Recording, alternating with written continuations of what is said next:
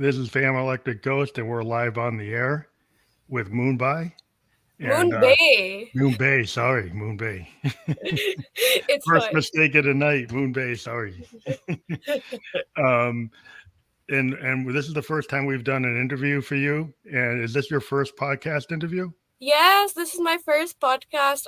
Used to work in broadcasting, so I'd be the one taking the interviews, but I'm the one in front of the camera this time. Okay, that's cool. So you used to do interviews with other people. Yeah. That's cool. So what we want to do is what we do on this podcast is we do like a behind the music type of interview with an artist, and we get into their whole process of how they create work. But we do have some sponsors that we have to get out of the way, and one of them you'll see scrolling on the bottom is an iOS app called Newsly, and you can go to www.newsly.me, and they actually read the news back to you in a natural human voice, so you can stop scrolling and start listening. If you use coupon code Ghost 2021, and that's actually valid, you get 1 month free premium subscription. You can get it on the Android store or the Apple store, so it's kind of cool. And they actually have our podcast on their site. So if you go to Newsly and you type in Fam Electric Ghost, you can actually hear the audio version of the podcast, and you'll hear the Awesome. audio version. So they help promote the podcast. So they're cool to have that going on. And now the other sponsor we have is from Germany or from Europe, and they are an online lottery called Double Jack Online. And what they do is if you take your cell phone right now and you take it and scan that, you can go to Double Jack Online. They do Euro lottery, they do Powerball, they do Keno, and they also do NFTs. And if you use your NFTs, you can actually have your band art turned into NFTs. They can do crowdfunding to help support you if you want to do an album or do a tour or do a CD. They can set you up with that. So check out Double Jack Online. They're pretty cool. And then now we're going to actually give all your fans your Instagram link. And we've got that right there. Join me on Instagram. So we want to always before we get into the heart of the interview, we like to actually introduce your music to the audience. And so what we have here is we actually have your song Stay, and we're going to play the full length song. It's a YouTube kind of video, but it's not a video, it's more like a YouTube audio. But we're going to play it through YouTube, and then we'll talk after about all the things that got you into music. So if that's Awesome. cool, we're gonna Exciting. I we're, hope the audience likes it. yeah, well, I think it's cool to actually introduce the music before we actually talk to an artist, so people get a kind of context of what Definitely. we're talking about. So let's get into this song, and then we'll talk after. So I'm going to put you on mute first, and then we'll get into the song, and then we'll talk to you after the song. So.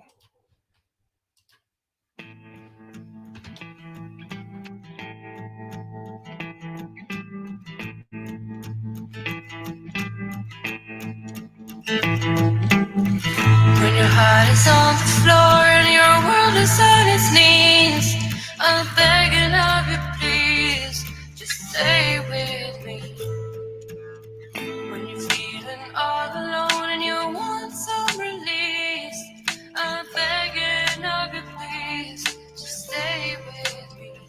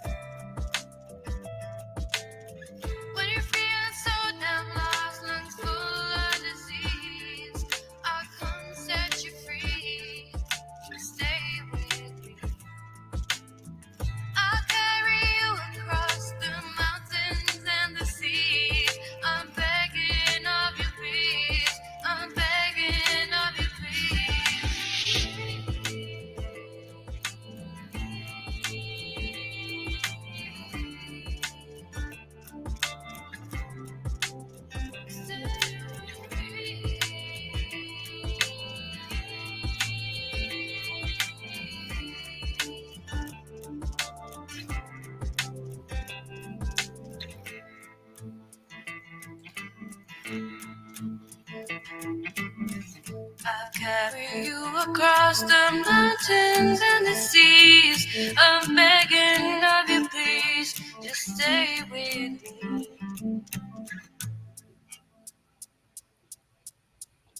So that was Stay, and we're back with Moonbae. And I love that song. It's really got an interesting beat, and I like the feel of it. And it's a really good introduction, I think, to your music. Thank So, you. Thank you very much. so we did have somebody say hi. I don't know if you know this person. They said hello. No, I don't know them, but hi, Mr. Ben Sada. So I don't know if that's a fan, probably. So yeah, I can control if they say something like improper, but It's hello is totally okay. So I say okay, that's good. Um, so one of the things I first asked all the artists to come on the show is like, when did you first get into music? Like, at what age do you remember thinking about you wanted to do music? I think it was when I just started talking, actually, because I have clear memories of singing songs I'd made up in a language I'd made up. Hmm. And then, like, that continued on. Like, in school, I'd always be in the choir or, like, take all the music classes that they would provide. But my first, I'd say, brush with success in a way was when I was 8. I got to sing backup for a very famous singer in Pakistan. She's called Tina Sani, and she sings classical Urdu music. Oh, that's awesome. So so your parents were able to get you into that, or your school helped you do that? My school arranged for it. Wow, so you They, had shown like a talent that your school teachers had seen that you were like in that zone. Because some people are just natural. Like you put like a young prodigy in front of a piano, and it's like they show ability, or they jump on a piano. Like when I grew up, because my grandpa he could just pick up anything. He could pick up a banjo, he could pick up a guitar, he could pick up a wow. flute, and he could just play it. And I'm like, that's crazy. And then I showed some ability, and my brother showed ability, and it seems like it seemed like it was just innate. Like my Yeah. brother was able to jump on a guitar, he just learned it. It Yeah. had hardly any lessons. He was already playing it, and I jumped on a keyboard, and it was like the same thing. So sometimes it seems like people have a talent for it. The funny thing is, in my entire family, it's just me and my siblings that have musical talent. We're like the only Only ones. ones that Yeah. you're yeah, it's interesting because some people they don't focus. Music is hard because a lot of times if you're a creative person, like people look at that and say, well, you can't really make money with that. You know, you can't. Yeah. You need to get a real job. Especially like in Asian culture, I find that there's a pressure to have like an office sort of career. Yeah, yeah, we got the same thing. I mean, people look at musicians and they're like, well, that's nice, but what's your day job? You know, and Yeah. it's like, yeah, because they never can believe that you could actually, make it just doing that. And I'm like, so I try to encourage my daughter. She's an artist. She's a graphic artist. And I was like, Beautiful. yeah, you don't have to do a day job. You're like, that is your job. Literally, it's a 24/7 process. And for me, some projects I'll spend ages writing.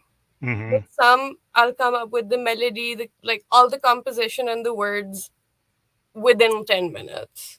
Yeah, And I think that's an interesting thing. We like to get into like that kind of question. We talk about like how you write, but like, so you've been working on music since you were like 8. But yeah. like, and you realized you had a talent for it because you got selected to play with this famous person. But when did you actually start writing your own material? Was it like at Oh, 8 years old or later? the first song I ever wrote was when I was 14. Any Hmm. school I've been to, I was like in the band or like we formed a band. I've Hmm. been a serial band member. This is my first time going solo, actually. Oh, okay. So that was the first song I wrote when I was 14, and that too in 10 minutes. I remember clearly. It was one of those moments. So when you started in bands, were you like the main creative writer, or were you doing covers I was of a like cover artist for many years, many but years we ago? would do put our own spin on our Mhm. renditions of popular songs. I think that's how a lot of people start. Like they're interested in order to play and you're new, you tend to have to play other people's music Yes. Unless you get like, I was kind of, I grew up in the 70s. So one thing that happened was like the Clash and the punk scene showed up, like the Sex Pistols and a bunch of bands from like New York showed up, and it was that the whole thing about that was that suddenly you could write your own stuff, right? With this kind of punk aesthetic. If you come out there like the Ramones, they would come out of New York and they're like, I can do that. I don't have to be like Led Zeppelin. I don't have to be the Beatles. I could actually Yeah. be not perfect pitch. I don't have to sing like Marvin Gaye or sing like Diana Ross. I could actually come out and have it. Kind of made things like the what happened with grunge in Kurt Cobain is Yeah. that it brought back the fact that you could come at it without being a perfect pitch singer.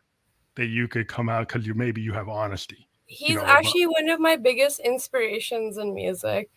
Nirvana and Pearl Jam and Incubus are my favorite bands.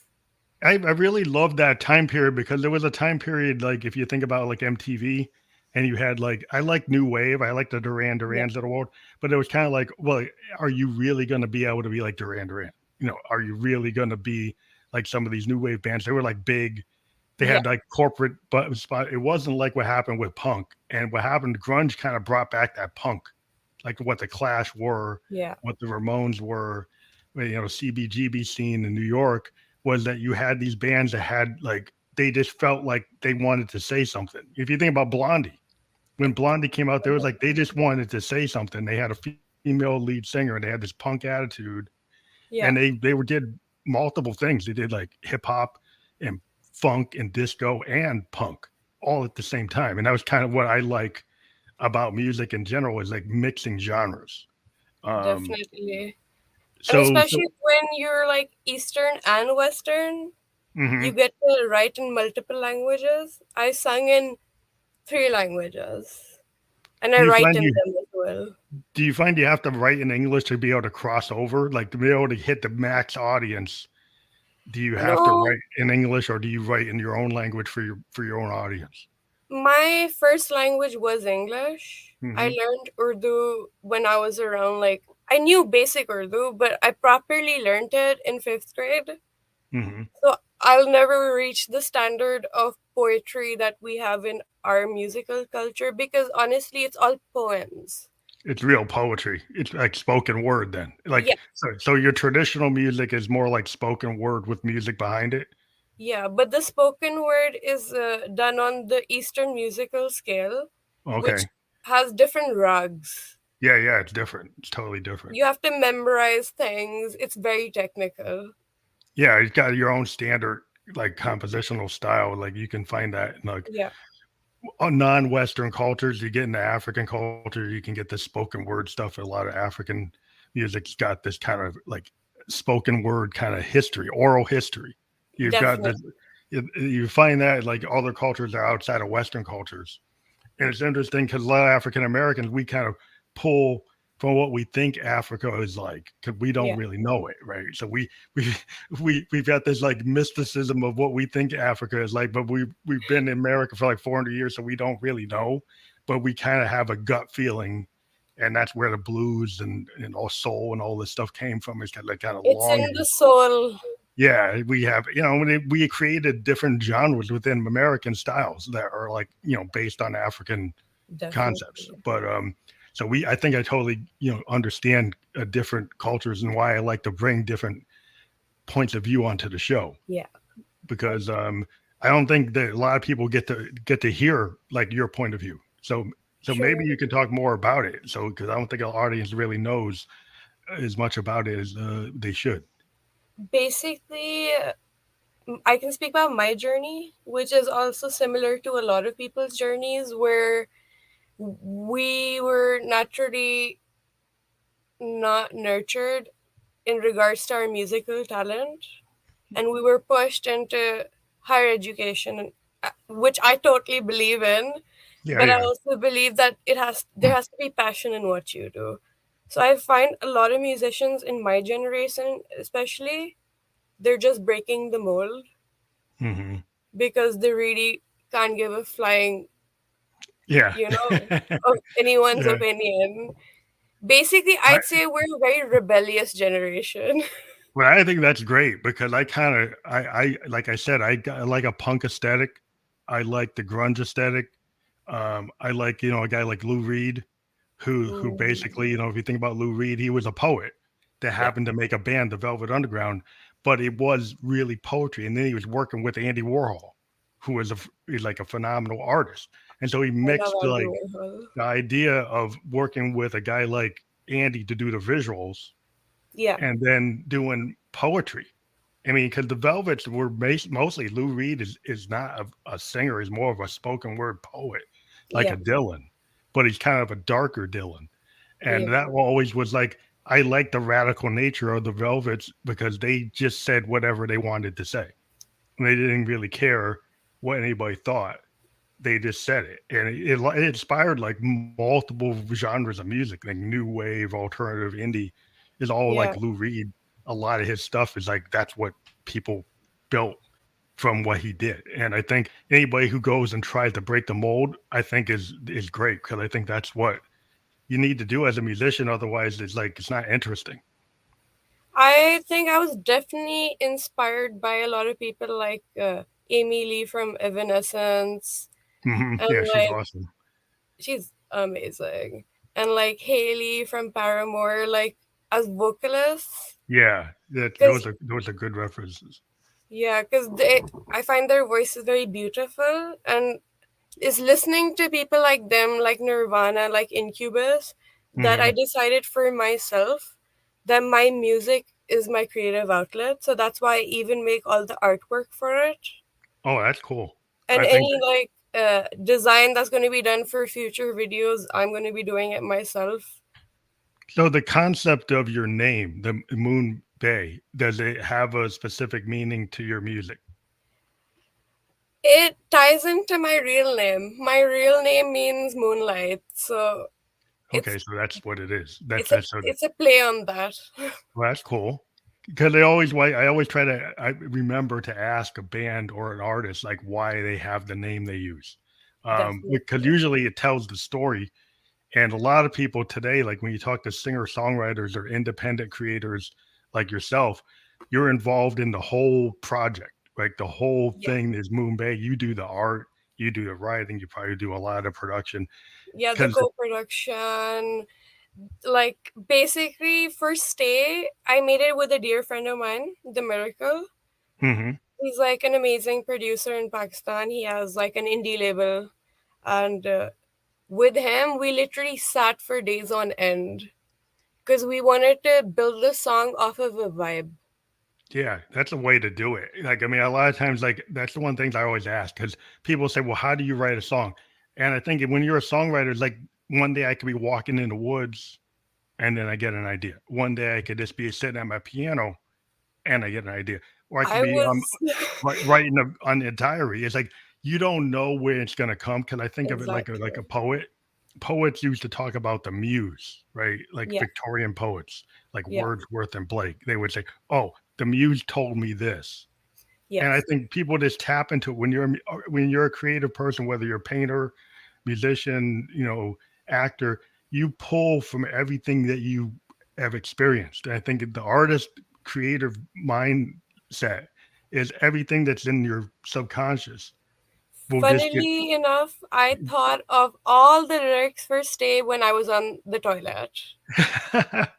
Literally, I was going to the toilet before bed, and this entire song came out of me with the melody. And the inspiration behind this song, because I would like to make music that's relatable emotionally, that stays stuck in your head, melodies Mhm. like that. So this song actually has a really kind of sad background. Uh, my best friend's dad died of COVID, Oh, that's terrible. and when there's grief involved, even if someone is alive, that there's going to be difference in the way they behave, and the healing journey for loved ones is very difficult to see. So that's what the song's about. I think it's interesting because songs sometimes that people like, that you could struggle with the song layering it Yeah, and really kind of overproducing it. And then what I find is sometimes the song, like you said, it came to you in the bathroom. I've had songs that just come to me like the whole thing. It Yeah. is like I just turned on my recording equipment and then I just captured it and I'm like, and it's done in like an hour. And then I'm like, then I could sit there and maybe work on it for another month. But what I find is like that original thing I did in an hour, that actually is the song. And I found over time as a songwriter, you kind of got to trust yourself. Like if something comes out like that, then don't like destroy it by overthinking it. It's like Yeah. sometimes some things come out and that's it. And nothing's perfect. Nothing's gonna be perfect. So you might as well go with your gut instinct. Yeah, Obviously, like a bit of editing here and there is different, but yeah, like, yeah, yeah. A producer coming in like tightening it up or cleaning it up, or a recording engineer can yeah, always take something like that and make it better. And I'm not yes, saying that you can't do that, but what I've seen some people do is like this agonize over every second of a song, yeah, maybe overproducing. Because I'm kind of coming from like the '70s point of view, where like you would go if the Stones went into the studio, they would kind of play it live, or the Allman Brothers or Hendrix, and they might have multiple takes, but they yeah, would go back and say, "Hey, that take is the right one, number 4."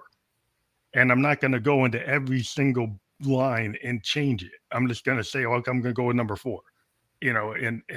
And sometimes it's good to do that because I think it has that honesty. Because if you overwork something, then it sounds too perfect.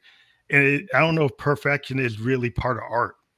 Because I yeah. think You part of, need the emotion more than the perfection. yeah, I think it's the happy accidents. What I found with music is if you think and listen to stuff from the '70s, you'll find timing errors, key change errors, all kinds of errors in famous songs. And they let them stay there because it actually is the character of the song. And I think some songwriters today have forgotten that when you were running on tape and you had the splicer and sometimes you have these errors and there's something about that period where it seems a little bit more, I don't know, relaxed or not as like trying to make it perfect. That you kind of, Organic. yeah, it's or organic. It's like there's something about that that's very, I can feel really, if I listen to a Carpenter song, like Karen Carpenter Oh, and the I love Carpenters, right? They did these a lot of analog recording, a yeah, lot of like fourth take, fifth take, or even Elton John talked about a lot of songs on Yellow Brick Road are like in the third or fourth take, and they let it go and they say, well, that's it. And I really think people ought to think about that when they're writing because if you go back to the past, you can kind of like see a roadmap for the future. that's true. That's very true. And I'll get off my soapbox on that. But so you had some influences you were talking about. So do you have more influences? Because I think like your music, every musician is not trying to clone another musician, but I think we are informed by the Definitely, work that's out there. And so do you have definitely. other artists you would like to kind of talk about I that would influence you? love to talk about Nadia Ali, who was in IIO, who sang Rapture, and she was nominated for a Grammy for her album Queen of Clubs. Hmm. That was the first brown person from my country I'd seen making it Actually make it. internationally. So that I was the think, first time I thought, wait a minute, maybe this can be a career. yeah, I think you need to have role models. You think about it like, for me, like Jimi Hendrix and Stevie Wonder, and Bernie Worrell from like Punkadelic. When I saw these guys, right, and I say, well, I mean, black musicians, we kind of know that black people do music. That's the kind of thing. But the one thing is, if you think about it, Hendrix was like the greatest guitar player ever. But a lot of people even today don't think like heavy metal or rock music in terms of, oh, a black guy is the guy. They think about like Van Halen or think about Iron Maiden or think like Zeppelin. They still forget that Yeah, Hendrix was like the best of the best of the best. And it's, if you try to come out there and do like a black rock band, people are like, "Oh, are you supposed to do that?" It's like yeah, it's like music's for everyone. Like yeah, in even in Pakistan, I'd say the booming sector of music is rap and hip hop. yeah. That's the big thing. I mean, that's what people expect. It's just like, but if you come out there trying to do heavy guitar, people kind of still. That's kind of a weird thing. Like There's you can be, definitely an underground scene for metal bands. Yeah. It's like this is not the age of rock anymore. This is kind of Yeah, like the hip hop, EDM, trance, like electronic, and it's weird because I try to still keep my head in a lot of heavy guitar focused sounds that come out of my equipment. yeah, Even though I'm a synthesist, I'm kind of trying to do a lot of guitar based stuff because I like Hendrix, and so I tend to try to push that in my music, even though I'm using keyboards yeah. to do it, and it's not typical. And people were like, "Oh, I thought you were EDM, but you sound like punk or you sound like rock." And I'm like, "Well, I didn't say I was EDM." Yeah, you are what you are. you Like know? in that regard, I'd say I definitely have a lot of influences. Like for emotion and music, I've always been inspired by Nina Simone and Oh Aretha yeah, she's Franklin. awesome. And like for technical stuff, definitely Eastern artists. Hmm. So like Yeah. for everything there is definitely inspiration. And honestly, like it doesn't even have to be someone famous. I'm someone who thoroughly enjoys walking up to buskers and listening to them sing because I Hmm. used to busk myself for a few years. So I like to hear out the people who have something to say but no one hears them. Yeah, that's why I talk to like emerging artists. I like to talk to people in the underground, on Instagram, SoundCloud, all these different, venues. Like you find people on Discord, whatever.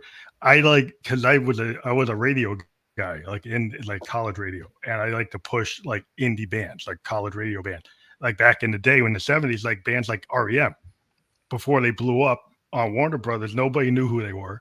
They're coming out of Athens, Georgia, and you really, if you think about Michael Stipe's early REM, you couldn't even understand what he was saying. It was kind of like he wasn't enunciating, but it was so different, and it was really melodic, and I never heard anything like it. And I thought, and a lot of radio DJ guys at the college radio were like, this stuff is cool. Yeah. And you just like, I like it just because I like it. And it's like, well, it doesn't sound like it's top 10 material. I said, it doesn't really matter because it sounds cool. It you know? definitely has an emotional impact. I remember being a teen and listening to Losing My Religion and like writing poetry. Yeah, like he broke through there because then he suddenly started to make people understand what he was saying. But the Yeah, first years of REM, like 4 or 5 records worth of records, it wasn't like that. It was like very mystical. He was like doing this very mystical stuff. You didn't really. It was poetic, but it was kind of like I don't really know what he's saying, but I like it. And yeah, and but then he started to actually tighten up his lyrics. And then when he tightened his lyrics, you got like losing my religion. You're like, wow, he's a really yeah, good lyricist. Now I can actually hear what he's saying. yeah. but Either way, I like both eras. yeah, And I yeah, I really think do enjoy watching other artists go from one era to another.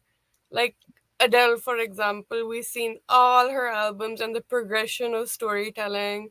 oh yeah, like where she is now is like unbelievable. It's like she is just like she's like that high tier. You're talking about like Yeah, the classic kind of singer. You think about Diana Ross, Diana Warwick.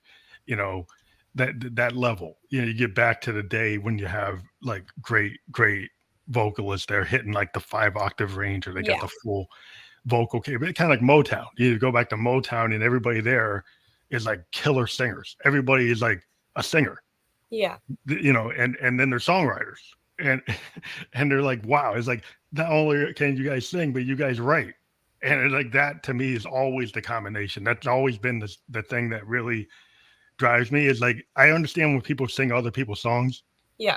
but I do love the like your song, like they hear where it came from.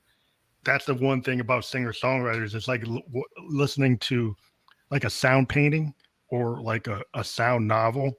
That's why I Definitely. like to talk to people who write, because then you get a picture into their worldview. I find that writing about things that are personal to me definitely is a way to like process them, start healing and accepting. And that's what I hope for people to feel from my music as well. I'm going to try really hard for it. But I definitely see where you're coming from. I find that music is very cathartic. When I talk to Definitely. songwriters, I've talked to about 140 songwriters, and most of them say they would write whether or not people listen because they use music like therapy. They use it to get through their life. And Yeah. if no one ever listened to it, they did it because they needed to do it, because they needed to express themselves in that way because it helps them get through their life. And then what happens is people have empathy. I think songwriters have empathy for what people feel and know how to put it into words and put it into music. And then other Yeah. people find it and say, wow, I understand that or I feel that. And that's why I think a lot of artists can find an audience, Yeah, that's you know, true. because the people are going to pick up on what you're doing. So you create something, and then it just naturally goes to the people who want to hear it. And then you find your tribe Yeah, who yeah, gets you. that's what do you think about the way the social media is today? Because I have been able to talk to bands like everywhere. You know, I'm Yeah. talking to people from Paris to like Korea, you know, Africa, you know, Iceland, anywhere in the world you can actually reach people. And I'm just sitting in Northeast USA, Yeah. and like in the '70s, I would be stuck only talking to bands in Boston or New York, right? I would never get to Um, talking to anybody else because I'm on the yeah. Northeast. But now because of the net, I talk to bands all over the world. And definitely, like, I found my Instagram experience for Moonbae to be very pleasant. It's other artists connecting. That's how we met. And definitely, you get to control the things you put out. Hmm. And for me, like, I'm not just a singer, I feel that I'm a multimedia artist Yeah, because I do my own artwork, I make sculptures. So for me, I'd say Instagram has been a game changer because I remember the days when it was just Facebook or MySpace, yeah, and it was really hard to find audiences. yeah. It's hard to reach. I mean, I'm reaching better because of the podcast. But as an artist, like my podcast actually helped me as an artist. It's weird because people said, "Well, if you're a musician, how can you put all this time into podcasting and still do your own music?" And the way I look at it is, it kind of pays it forward. Like if I give exposure to an artist Yeah, because I'm interested in what they're doing, and I'm not doing talking about like my own work, I present their work. It actually pushes my work because people say, "Well, who's this ghost guy?" And then people find, you know, actually go and check my catalog out. yeah, And so it's like not that I asked them to, but it happens. And yeah, so I just said, "Well, that's actually worth doing." And as a musician, I think it's cool to actually talk to other musicians because in this world with COVID, like I can't go tour, and usually I used to be able to meet musicians on a festival stage or in a yeah, club, the other bands that are playing, and I like, you know, musicians, we talk to each other and like, oh, it's a scene. Maybe I'll work on your record, maybe you work on mine, maybe I guest on this and that. But now it happens because I do this. So I think, yeah, Instagram is like the best because you can do visual, you know, because you can do up to like, you know, 15 minutes now. yeah. You used to only be able to do like a minute, and now you can do like 15 minutes. So you And can post your entire song, yeah, you can essentially. have longer songs than the guy. I'm kind of like I'm like on a very progressive. My songs can go like 20 minutes. So, I but love progressive, but I do not make it. But there is definitely a progressive extended mix being made of Stay by Miracle. oh, cool. How much longer? I'll ask him. You don't know.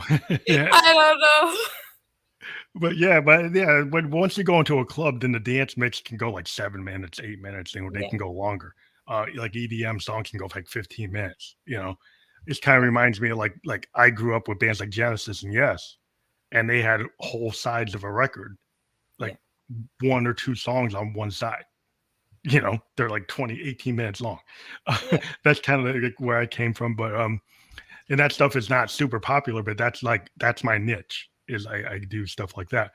But yeah, I think Instagram, I think for artists is like one of the best platforms. Not that I'm pushing them all the time, but I have met most of the people I interview are coming from Instagram. Oh, That's how I've been doing it since 2018, and I usually get one or two guests a week just from Instagram, but not even talking to agents, just talking to artists directly. that's the musical community, and it's really good to have someone like you here to nurture us newbies. Well, I think it's just important for emerging artists to get a platform. You know, I think that like back in the day, like MTV used to have programs that actually had music, and they would actually interview brand new bands and Yeah. not just do like reality shows. I remember those days. And I felt like, and I like this thing on VH1. They had this thing called Behind the Music, and I like, and if you ever Yeah. seen those, they would talk to a band for like an hour I about, love the I love that. Yeah. and that's what I try to do here. Is like I'm trying to like rip them off, but like the idea is like I'm gonna take artists that aren't as big as the artists that are on that, right? But I Yeah. think they should get the same attention. Um, so one thing I always ask is like when you write a demo, do you actually like work up like a demo version and bring it to your producer, like using your DAW or using like keyboards or something at home, and then do have that rough sketch and then go to a producer, or do you like I work with the producer directly for everything? I write the music, I sing it into my phone, and I send it to the producer. And if they're on board, which they usually are, then we work around their schedule because I'm not that good at the technical stuff. I Mhm. sing, I write, and I play the xylophone. Okay. But I'm learning how to do the technical things. Oh, so have you do you do anything like on GarageBand, or you do stuff on like a DAW, like a digital audio workstation, or you just like do a rough mix? I do it on Ableton. They will tell you do use a DAW. Yeah, because the DAW I think has been the big equalizer. Yeah. Because like if you think about the '70s, the best we used to be able to do is have a Fostex or a Tascam 4 tracker or 8 tracker if we were lucky, Yeah. and then we just put things down. But there was no quantize. You had to play it. Like if you wanted to be right, you had to play it right. There was no way to quantize on a 4 track or eight Yeah. track recorder. You had to actually get that beat like Motown and get it right, or Yeah. it's not right. It's definitely a bit easier now with the systems you can actually just use at home. Like even right now, I'm in my closet. I just have soundboarding and Yeah, it yeah, seems to work well enough. I yeah. find that it's very important for me to have good sound quality. Yeah, it's real important. I mean, but the thing is interesting is like the world has gotten to the point where like you used to go to a studio and you have like a $30,000 microphone and like a $300,000 sound console. Like if you think about like what like even like the Foo Fighters or Nirvana used this like really awesome like soundboard that that was out there, and it was like it's Sound City. There's a documentary about it, but there was these analog soundboards that were like Fleetwood Mac did Rumors on this like Neve board, Wow. NEVE. This guy from like London built this analog sound board that Wow. like Tom Petty used it, Fleetwood Mac used it, Nirvana used it, and it just had this natural sound to it that bands would go to this really tiny studio in Los Angeles, and it wasn't pretty. It was in a warehouse district. It didn't look nice, but it had this amazing piece of equipment Yeah. that when they used it, it made the song sound like phenomenal. It just had like processing on the vocals and the guitars through this board, just had this kind of analog feel, kind of like a Moog or Yeah. a Hammond organ sounds that these some of these old boards that were used for recording have like amazing character. And people now you can buy machines at home that can simulate some of it, but still at the end of the day, some of these old machines you can't simulate. You kind of Yeah. got to use them. But There's it is, difference between really good home quality and amazing studio quality. yeah. I mean, you get the classic stuff, like the Beatles used on Sergeant Peppers and stuff like that. Is like Yeah. there's certain things that those things are like they priceless. The stuff they use, the compressors and stuff they use is like Yeah. okay, yeah, I can't get that because that's like outside of my league. But you can try to get as close as you can to what you want to do. And what I think is just amazing is like you can put together amazing stuff at home now. Yeah. True.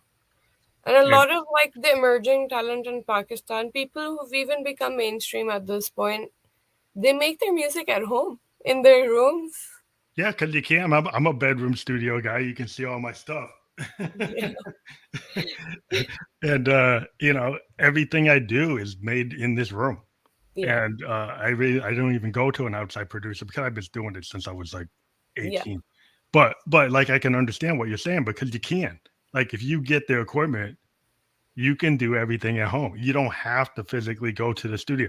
Yeah, if you get a recording engineer that has a degree from Yeah, Berkeley, getting yeah, the track mastered is yeah, not a task I would take on myself. yeah, that's a whole different talent. I Yeah, always tell people like there are people that get degrees in that. There are people who just are they win Grammys on that.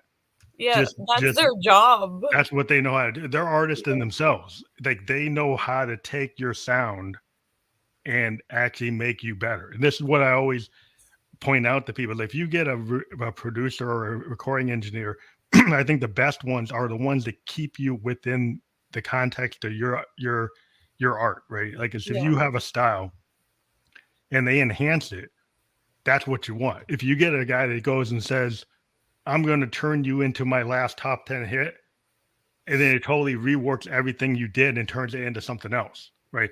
I yeah. don't know if they want to do that. There's a lot of artists that will do that, but in my opinion, as that what I like to do is like I want you to sound the way you want to be, right? So if when you're working with somebody that enhances your sound rather than totally reconstructing you, I think that's what I That's the like. best way to go. And Yeah. I'm lucky that my producer is exactly like that. Yeah, that's what you want. I think anybody that knows what they want, I think it's just when you're an artist, if you're kind of unsure, that's when the producer can kind of like, oh, you're not sure, and then they're gonna take your But whole thing. definitely, like on other projects, there are times when I've been asked to write and sing, but they want to change my melody. And then I just say, yeah, no, this is not going to happen. I think it's cool that to know what you want. I Yeah, think that I really appreciate an artist that stands their ground.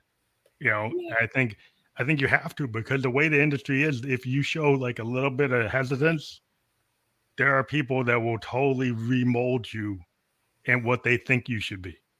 Let them try. They have no idea what they're facing with me. But that's cool. I think that's good because I think there's a, because the problem is then you get somebody that's recreated like 10 different versions of like a Beyonce or 10 different versions of whatever's popular now.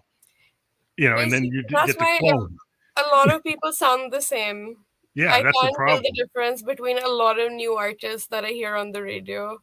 because they're all going to the same producers and they're using the same stems and the same drum beats and the same loops. And They're just sometimes, following instructions, yeah, which and is then totally fine, but that's not my vibe.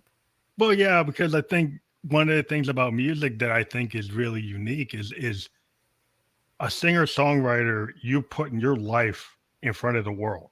Yeah, And, if somebody just clones the last top 10 hit, that's not necessarily your life. And so I think what's great about a singer songwriter is you get that intimate perspective. yeah, Um, cause I was listening to Tom Waits and he is so unique and he's so driven into his own like style. Like yeah, nobody really tells him how he's going to do it. He just that if he decides he's going to do like New Orleans like bar blues or yeah. like he's just going to do it. If he's just going to do real basic stuff, if he's going to do like old school like Mississippi Delta stuff, he just goes and does it. And he doesn't really Unfiltered creativity. yeah, he just doesn't care what the time period is. If he feels like I want to do 1940s Delta blues and it's 2022, he doesn't care that it's 2022. I'm not doing 2022. I'm doing 1940. It's like I think people just got to make a choice. Is like, are you gutsy enough to do that? As an artist, you got to Yeah, pick what you want to do, and I think people will follow you. Like if you believe it, I think the biggest thing with an artist is like you got to believe what you're doing, yeah, right? So if you go on stage and you show the confidence that you believe that your work is like great, not that you're trying to be a big head or something, but like you got to have that kind of confidence to be a yeah. singer in the first place. And in such a tough industry, like it's very important to stand your ground and create those boundaries, So especially as a female musician. have you been able to do any kind of live shows, or because of the way things are, you're mostly just doing stuff online? I did live shows every day, sometimes multiple times a day, for 3 years, a few years ago, nonstop. Hmm. And honestly, it was really exhausting. I performed with the choir that would go to the UN events and the VIP events. Oh, that's Like, nice. I sang for Nelson Mandela. Well, that's cool. Yeah, so like, definitely got an amazing experience and got many opportunities. But I think for me, I just want to write my own music and not do covers. And if it's a cover, it shouldn't be like the exact cover. You know what I mean? Being a working musician, I think you have to you take the work that keeps you in the game. But Yeah, like we all have our dream projects, right? So like I might work on commercials and nobody even knows I'm doing it, right? I might be working on jingles for advertising and then you don't yeah, know it's the ghost. But when I do a ghost album, that's what I want to do, right? But the yeah, other stuff helps me do it. So I yeah, understand like people go and play covers or they go and do live shows because we're working musicians. You want to do what you got to do to do what your real true heart thing is. yeah, Is your own song. yeah, definitely. And I have written for other bands in the past, ghost written Hmm. for a lot of artists. That's So, cool. I think it's a good way to keep in the game. yeah. And I definitely I'm deeply integrated with a certain sector of the Pakistani music industry. Like all most of my close friends are musicians, so they keep me motivated. And if nothing, like I assist in background vocals or like I just give my vocals away. No, I think it's good to keep working because I think working like doing features like in the U.S. people will do features, right? In hip hop, they'll go sing on somebody else's record, Yeah, or like if you're a musician like me, I have a lot of Moogs. Somebody needs a Moog bass line and they actually don't want a sample; they want a real one. yeah, I can actually play it, so I can actually do whatever somebody wants, and so you can end up doing a lot of work, but then sometimes you get to a point where like if I keep on doing all this work, I can't do my own. my side hustle is essentially being a dubbing artist. Oh, okay, that's cool. So like I even I'm the voice for a few ads in Pakistan. Yeah, And that's usually, how you work. yeah, usually it's because my friends they have studios, and when people cancel and they need someone reliable, You're I'm the the one. first one they Yeah, call. yeah. Well, it's good to be like if you think about like in Motown, they had the Funk Brothers, right? And they just Yeah, played on like everything. They played on like everything. yeah, There's a bunch of guys, the Motown guys that were the guys, and they just played like on everybody's record. And I think the studio musician kind of thing maybe went away because people aren't going to studios, but there's still people doing that kind of work, but yeah, it is doing it remotely now. And so there are people that, oh, that guy's a bass player. Let me get him on my album. And he'll yeah, do his bass line at home and then yeah. mail it in, phone it in. But you phone your vocals in or your G, you put them on the Google Drive and send them. But or we transfer or something. But yeah, I think musicians we have to do what we have to do. And when touring kind of went out the window, then people started doing other things. They do sync licensing, advertising, do little snippets for like films and working with independent film guys. Like I like working with independent filmmakers that need music since I write That music that I goes on. I feel that's my ultimate goal to like be asked to make the soundtrack for something. Yeah, well, I think it's great if you can start like with like smaller indie filmmakers that are Yeah, not as well known and need a lot of music for yeah. their project and they don't want to pay a lot. Yeah, for basically. I hope they find me after watching this podcast. No, yeah, it's cool. Like you can check her out. She got you see the Instagram DM her. Because like if you're a filmmaker and you're looking for somebody that's got a cool vibe, that's why we put people out here. So Or that even if you're a parent who wants to have a special personalized song for your kid, I would love to do that. that's cool too. I've Seriously. had people approach me with that.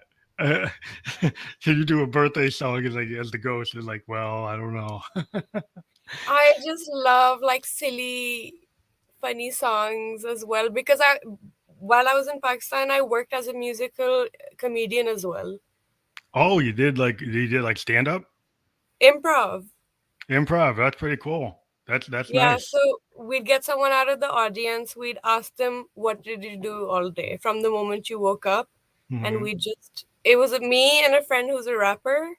I would Hmm. sing and he would rap, like on the spot, like we're used to making up music. So I Yeah, definitely like have dipped my toes in all the different forms of music. yeah. I think it's good to be well versed in multiple things. Like I talked about before, like multiple genre. Part of like what I call expansive sound is that people try to pin me down and say, "Oh, you're a DJ." It's like, no, I'm a keyboardist, so I'm not a DJ, but I play electronic music. And then I said, well, you know what? I'm going to call it expansive sound. So what's that mean? It means one day I could do punk, one day I could do soul, Yeah. one day I could do country, I could do whatever because it's expansive. It means Yeah. everything. And so that's why people try to pin me down. And I said, well, I'm not going to tell you what genre it is. It's like it's everything. Basically, that's like a question I face a lot and don't have an answer for. I'm always like, I do everything. So Tell them it's expansive. I'm just trying to get the genre out there. I put it on all my stuff. I tag yeah, it. So I'm people gonna are like, just what? say I'm expansive. Yeah, because it means everything. It just like Yeah, means because then people always want to, like if you get an agent, they're going like, well, you must be EDM. Like, no, because then you're going to get me in these clubs and people aren't going to know what to do with me because yeah, I'm not the guy on the box jumping up and down. I'm actually playing the board. So I need to be where the guys who are like, like Yes or Genesis play, yeah, and I've been like mislabeled sometimes, and you got to be very careful because agents sometimes don't care, bookers, or they just want to get whatever, and then they put you in the wrong thing. yeah. Like if you get put into the wrong scene, you're like, you immediately know you're in the wrong scene. You can tell as you're walking in. Yeah, it's like We've it's not all gonna had that experience. it's not gonna work tonight. Yeah. Like once I was commissioned to go perform at an event, which was supposed to be like a launch for a building in Malaysia. I went there and turns out their entire parliament's there. Oh wow. I was like, I just wanted to sing some Katy Perry and leave. Yeah, you never know. It's like you gotta be cautious because like they'll try to book you into something. Because I got put into a heavy hip hop thing, and I Oh, just adjusted. I was like, okay. I'll just do some kind of scat stream of consciousness yeah, thing because I like Public Enemy. I like Run DMC. So I mean, not that I'm a rapper, but I've realized the scene I was in. I said, well, doing some kind of Genesis, Pink Floyd thing's not going to work here. So I had to change on the yeah, fly and did kind of just, well, I got to do something more hip hop. And not that that was my area, but I was able to kind of get away with it. But yeah, I think you just have to know your audience. yeah. I'm still trying to figure out who my audience is. Some months I'll check and it's like a bunch of dudes. Another month I'll check and it's like a bunch of teenage girls. And I honestly don't have like a preference. So it's Yeah. just interesting for me to see what engages who. Yeah, that's very interesting that you get a shift like that because, like, yeah, I mean, I do notice sometimes like the gender does shift based on what I'm doing. Like, if I'm doing something that's more romantic, then I'll Yeah, get more female. If I get something that's more like heavy and dark, then I still can get a lot of females, but I get some more guys who will jump in. And it was just like my dynamic audience. I can see the changes on the numbers. I would look at the numbers based on what I'm doing, and I'm like, yeah. oh, you can kind of see it now. What's cool on the way things work is you can get immediate numbers. You don't got to Yes, wait for your especially if record you're on company. Spotify artists. Like I saw the other day that 65% of my audience is male That's and interesting. over 30.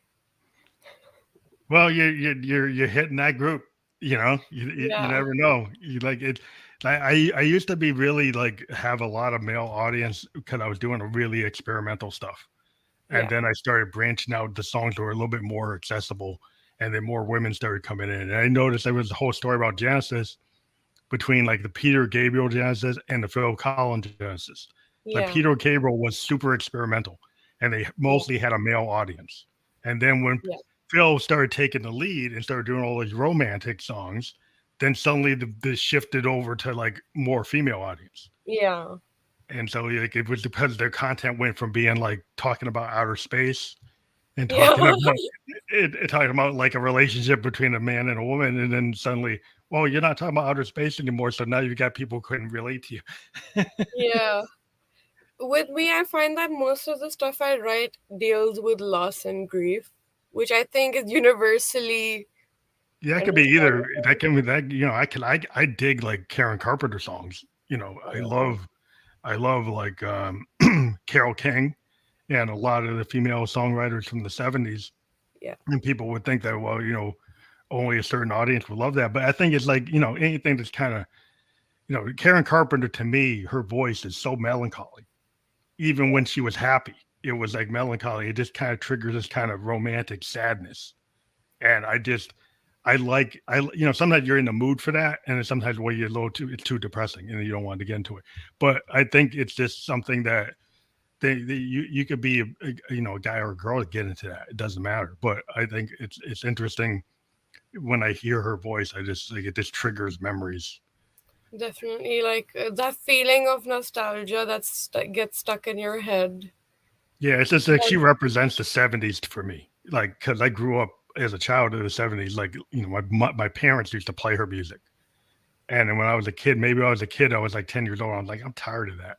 But now, like, it kind of brings back, the kind of moment. I can think about like 1974 and remember hearing that song as a kid, and like yeah, now I love it. Maybe when I was a kid, I didn't love it as much. But yeah, it's weird. It's like I think that's the cool but thing about music is it triggers memories, definitely. and your audience like interprets your music. Have you ever had your audience like interpret your song differently than what you thought than Someone what thought you it want? was about a breakup or something, and I was like, yeah, no, it's about my friend, totally platonic. And I don't know, like people have always had very romantic interpretations of the song, which like kudos to them because music is what you make of it. It's like what your personal experience is. It's just that that's not how I wrote it. Yeah, I think In that's my interesting because like fans can like take over your song, and like the majority of your fans can suddenly think that something is like the opposite of what you did. Because if you think about "Losing My Religion," it's a very romantic song, but it's kind of a dark song. I've never found it romantic. There are people that actually thought it was romantic. There are people that actually use it at their weddings, and then Michael Stipe was like, "That's not really what it is." Wow, what are they gonna play Fallout Boy at a wedding next? I don't know, but there are some people like misinterpret things. Like one of the biggest misinterpretations was like Bruce Springsteen's "Born in the USA" being thought of as like a pro like America Government. song, right? And it Yeah. actually was talking about a Vietnam vet coming back to Yeah. America and finding nothing and having nothing and not being able to get a job. It's not talking about like he's happy to be in the USA. He's talking about like I'm born in the USA, but I'm not having a good time. I'm actually like a victim of U.S. behavior, right? Yeah. And it's like some people took that and totally misinterpreted what he wrote and just like, oh, he's proud to be born in the USA. Like that's actually not what it's about. I think that goes for like any form of writing, like even all these, like how they romanticize so many characters from the classic books. And Mhm. it's like, have you not understood? And sometimes they're like, the carpets represented this and that because their color was this. It's like, you never know if it was intentional, but it's Mhm. definitely interesting to see what kind of like gifts people look for Easter eggs in music. Yeah, people And try to any take. writing. Yeah, they try to take take your song and like use it. Especially like politicians like to take songs and like use it for campaign slogans, and then it's like the artist has to go and say, "No, I don't want to use that." Yeah. But yeah, and so we've actually hit an hour, so it's great. Like this kind of always goes goes by quicker than I think. But Yeah. that's like, so I'm very happy that we had you on the show. And if you have a future project that you want to push, we like to actually follow ours. We've had ours come on multiple times, usually in tune with their latest release or project. So in the future, if you've got like a brand new project or an album or an EP you want to push, let us know, and we can do like an album release episode or something. Amazing. I have a collab coming out in a month and a half. Oh wow, yeah. If you ever want to come on, we can do like shorter length shows just to push certain things. Yeah. Awesome. It was so nice talking to you, and I hope the audience had fun or could bear me. Yeah, it's always cool. You know, this will be on Spotify within an hour or two, and that's where we usually get a bigger audience. Because Awesome. on our replays, that's where the audience usually kicks in a lot more. Yeah. But yeah, we'll send you that when it's ready, and we also will put up we put up a blogger page on our WordPress and our phantomelectricghost.com site. We do a blog page for our interviews where we link to like everywhere you can listen to it or watch it. Awesome. I'll We definitely also be posting all of it. We'll be also on audio podcast on Apple as an audio only, but we're on Twitch right now. We're on YouTube, Facebook, and we're also on Twitter. And the one thing about Twitter is they are starting to actually have full length episodes. Like, so if you go to my Twitter, this will be available as a full length episode where normally Twitter, you don't get to see something longer than maybe 5-10 minutes. Yeah. The podcasters, we are able to get our full show to be seen on Twitter. So the Twitter link will actually show the whole thing. That's amazing. Which is kind of cool. It's really cool. So thank you very much for being on the show, and we look forward to it. Please click the link for Moonbae and check out everything she's got going on her Spotify and anywhere you find her on the net. We're gonna have links in the program, and please click those links. Remember to subscribe, favorite, playlist, like, download, purchase. If you like an artist, that's what you should do. Thank you very much. Thank you. Bye. Bye.